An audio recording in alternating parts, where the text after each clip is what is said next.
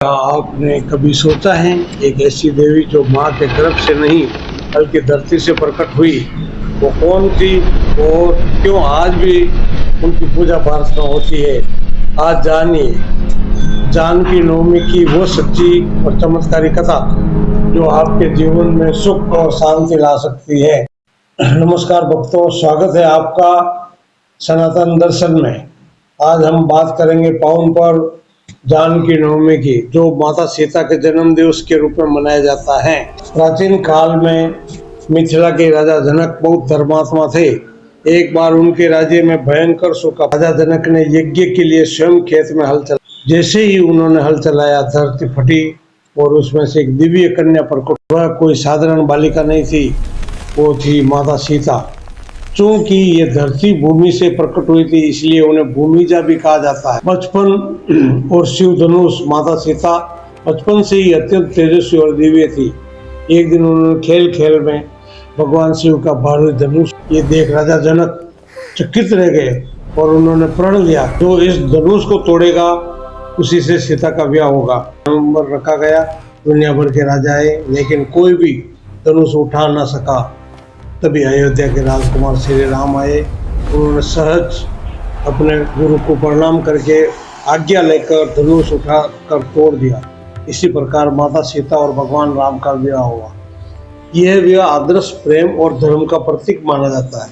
बाद परिस्थितियों के कारणवश भगवान राम को 14 वर्ष का वनवास मिला। माता सीता ने भी उनके साथ वन जाने का राजमहल की सुख सुविधा छोड़कर उन्होंने कष्ट भरा जीवन चुना। यह उनके प्रेम और समर्पण को। वन में रहते समय लंका के राजा रावण ने छल से माता सीता का हरण कर लिया। वह उन्हें लंका ले गया। वहाँ अशोक वाटिका में माता सीता ने कठिन समय बिताया। उन्होंने अपनी मर्यादा और धर्म कभी नहीं छोड़ा। राम रावण युद्ध और मुक्ति। भगवान राम ने वानर सेना और हनुमान जी की सहायता से लंका पर आक्रमण किया। भयंकर युद्ध के बाद रावण का वध हुआ और माता सीता को वापस ससम्मान लाया गया। अग्नि परीक्षा। समाज के संदेह को दूर करने के लिए माता सीता ने अग्नि परीक्षा दी। अग्निदेव ने स्वयं उन्हें सुरक्षित बाहर निकाला, जिसके उनकी पतिव्रता और पवित्रता सिद्ध हुई। लव कुश का जन्म। अयोध्या लौटने के बाद भी कुछ लोगों को संदेह के कारण माता सीता को वन में भेज दिया गया। वहाँ उन्होंने महर्षि वाल्मीकि के आश्रम में आश्रय लिया।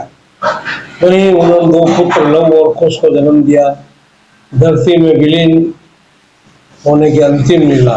जब समय आया माता सीता की पवित्रता पर बार बार सिद्ध करनी पड़ी, तब उन्होंने धरती माता को पुकारा, यदि मैं पवित्र हूँ तो माँ मुझे अपने शरण में ले लो। उसी क्षण धरती फटी और माता सीता उसमें समा गई।